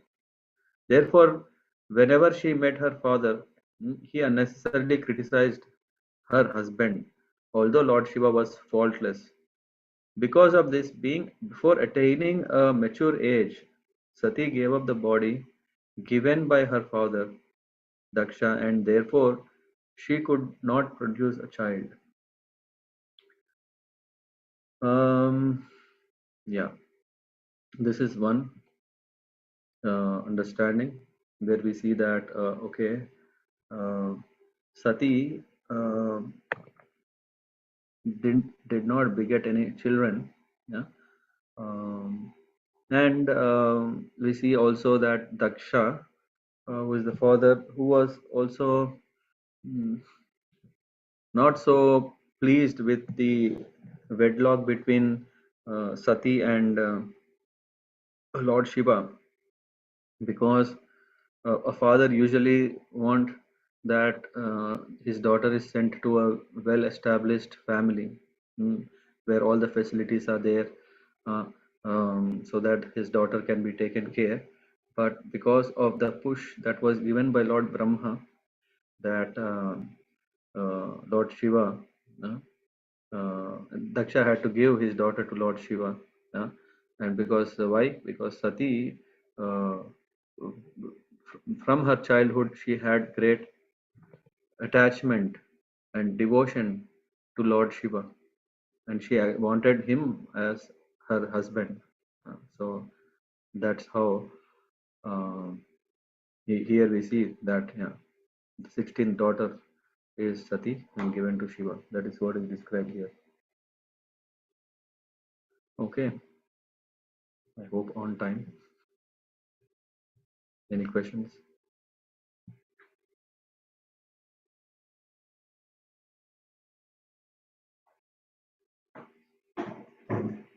Hare Krishna.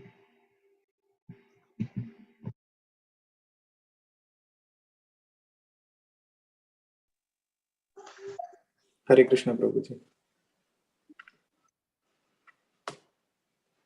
Hare Krishna. So anyone would like to share anything, comment, any questions? Of course, it's such a vast, I don't know how much I can answer, but yeah, we will see.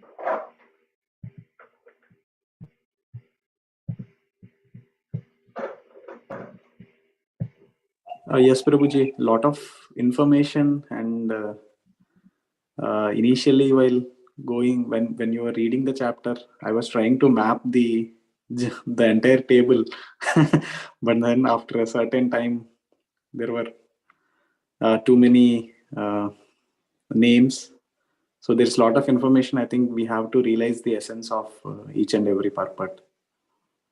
Yeah, that's right. Even for me, I could speak because I have this book, yeah, Bhagavad Subhadini, which is giving this nice, wonderful table. So, which I think, where is that? Yeah, you see this?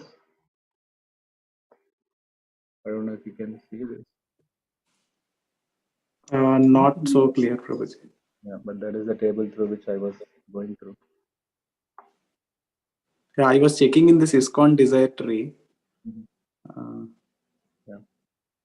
Yeah, I mean, this Bhagavad Subodhini, I really say not only Bhagavatam one should have, but also this Bhagavad Subodhini is so nice.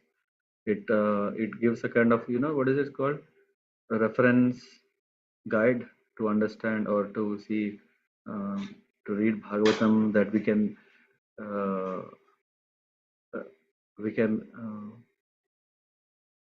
refer to, like even during our exams, right? We used to, there is a textbook, but we used to make bullets or points of that.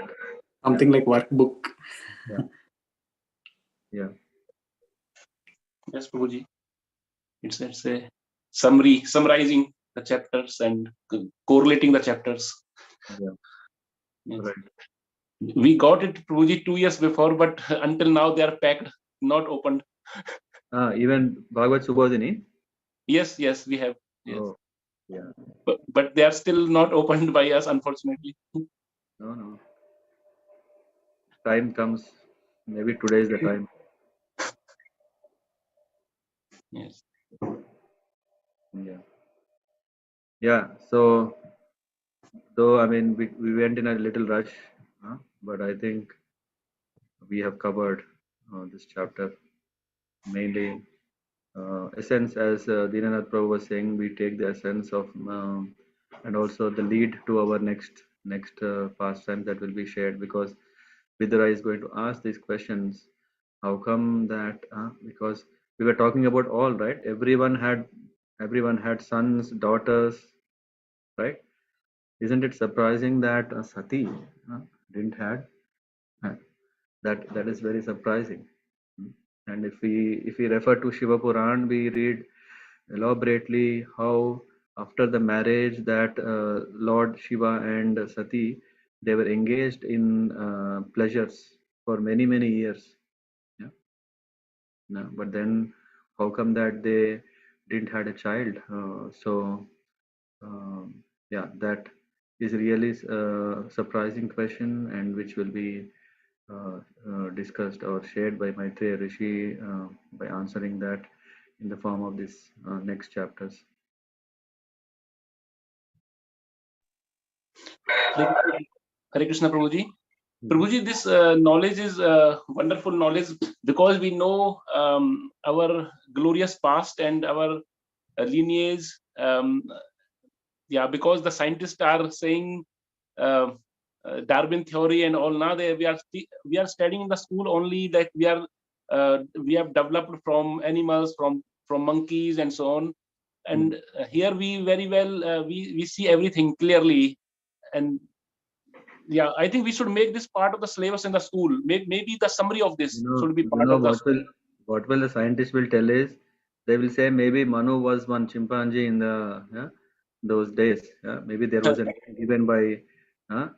So they would say that the evolution is still valid. In case if you have given names to them, that's up to you. But they will paint it or picturize that Swayambhuva Manu like ape.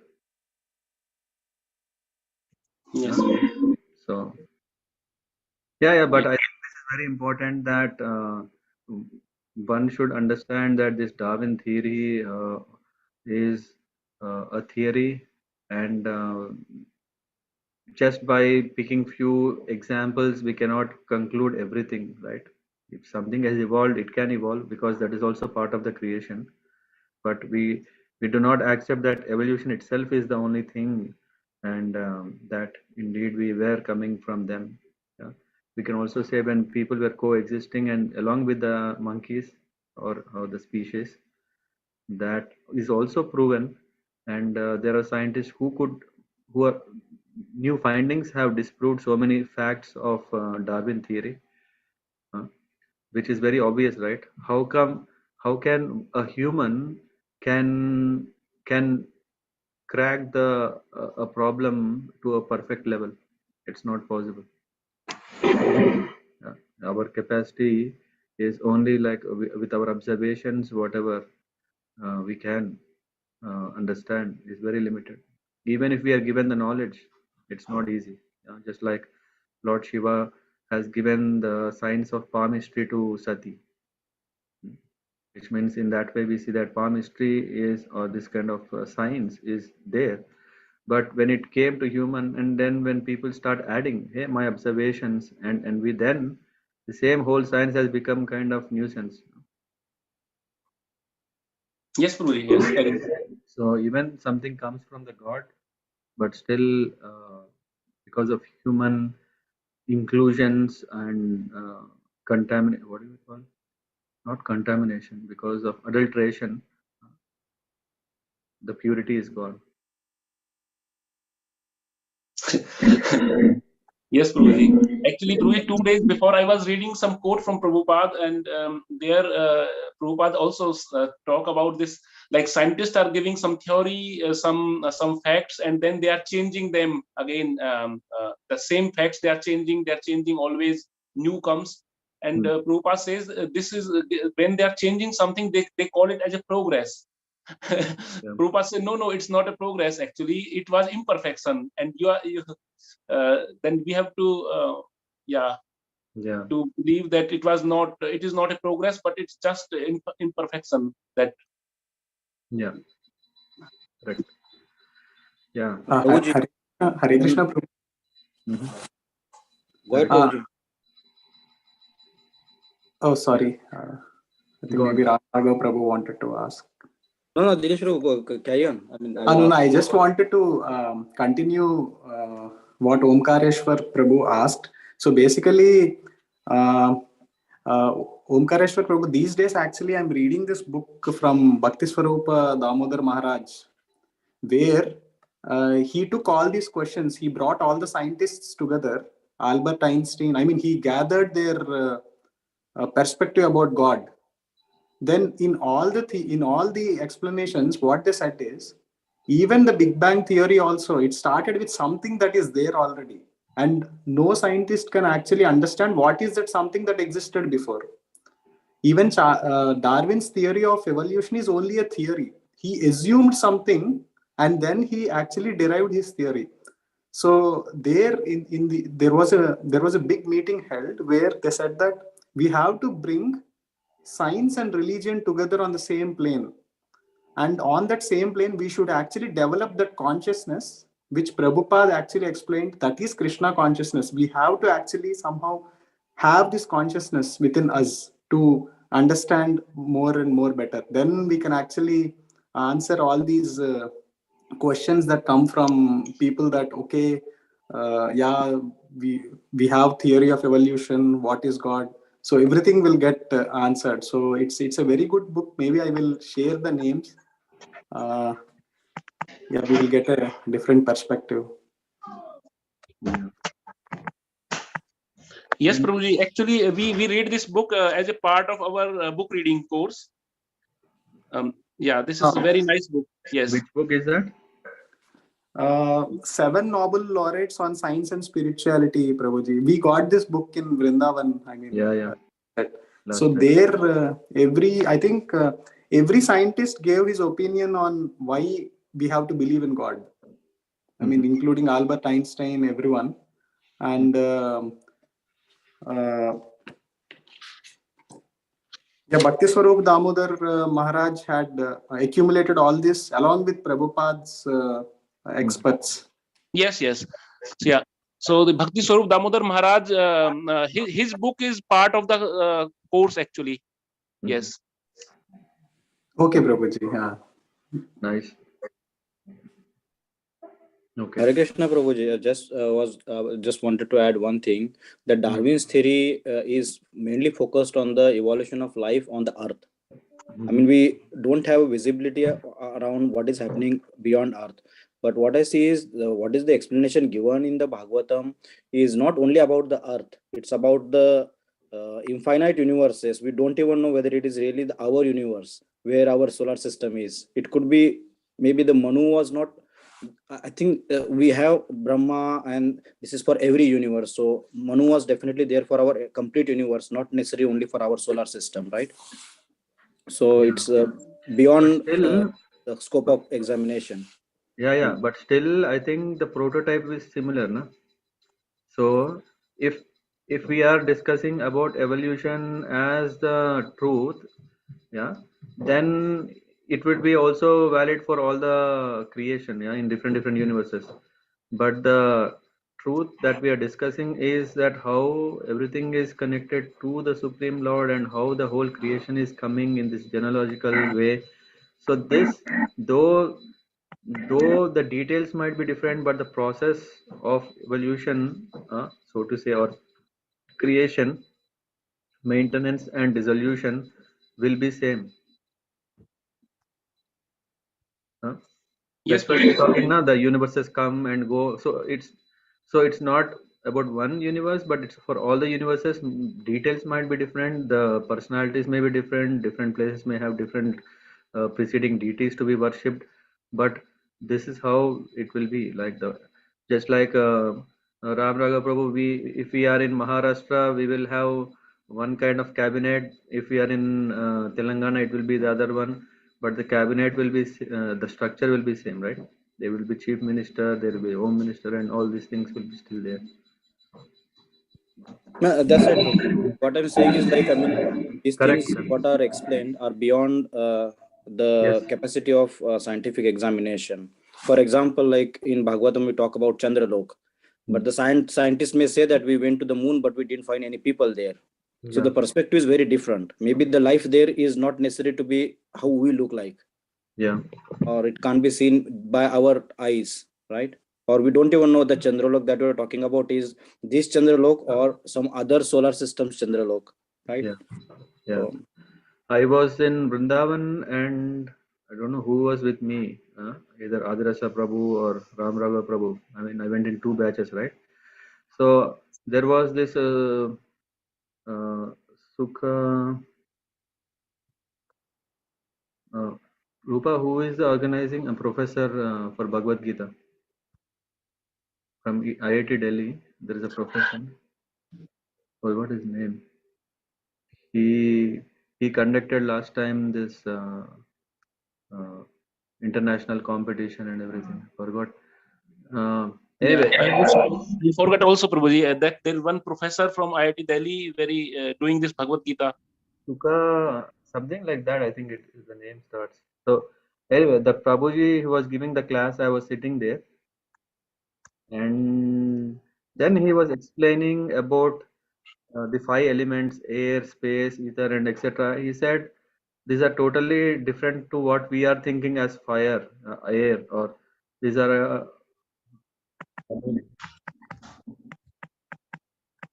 Yeah, I mean, Ram Raghu Prabhu, as you were saying, na, so it's what we conceive is only through what we have seen. With that, we try to understand, and rather when this sound yet? That's why when this concept of the gross element, how thick they are, and all those things, na, how even a human, when a body is leaving the person, the soul is leaving. So all these things are at a very high level, different level. It's not so easy to understand, even on the basis of Shastras.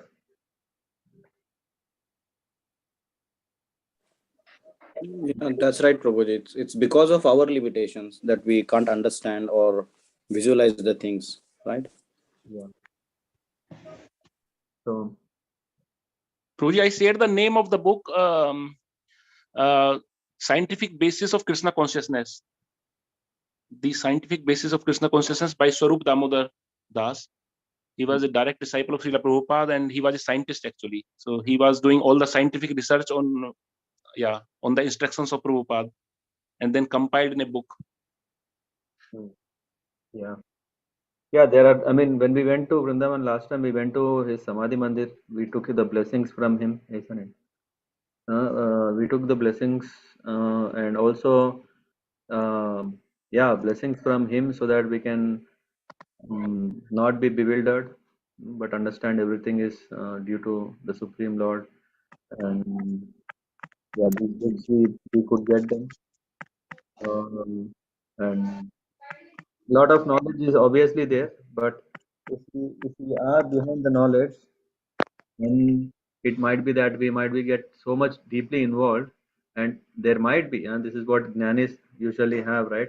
Either it can lead to false ego because of feeling more knowledgeable, or it can also lead to a lot of complexity because of not able to comprehend such a great knowledge. So the very important quality that is required is to always understand the position as a servant of the Lord, and only if the Lord will give us this intelligence, then only we can understand it.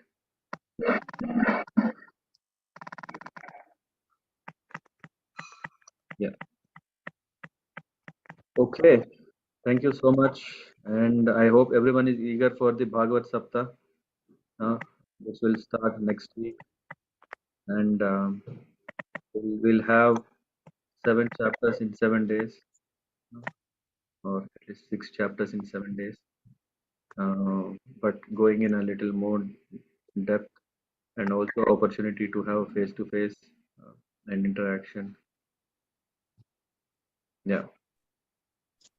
Prabhuji, what is your time? This is a question from, I think, everyone.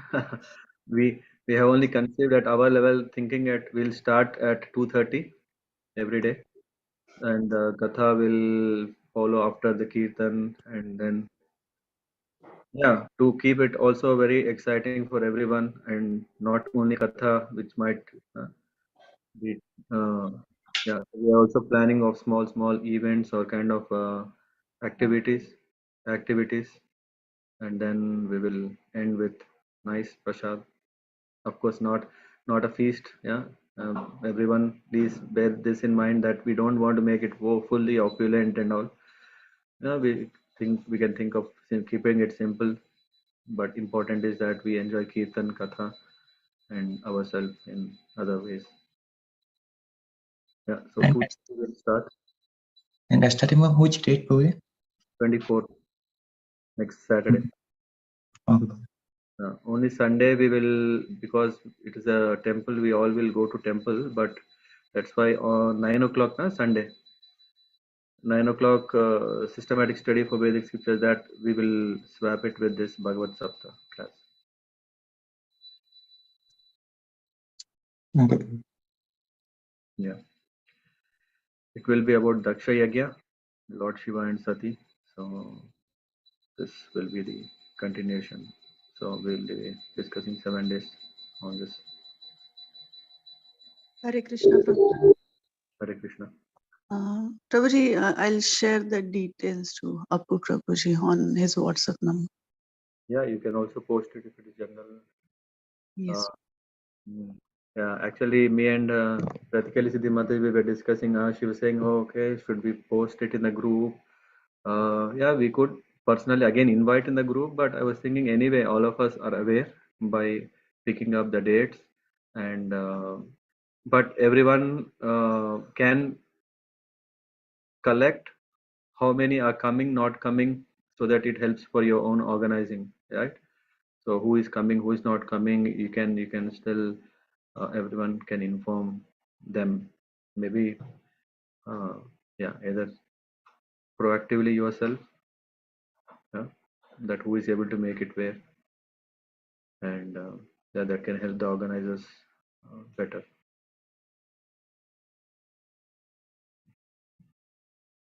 Okay. Okay, any other questions, any announcements? Prabhuji, this is very important, a good topic actually you have chosen, or it has come also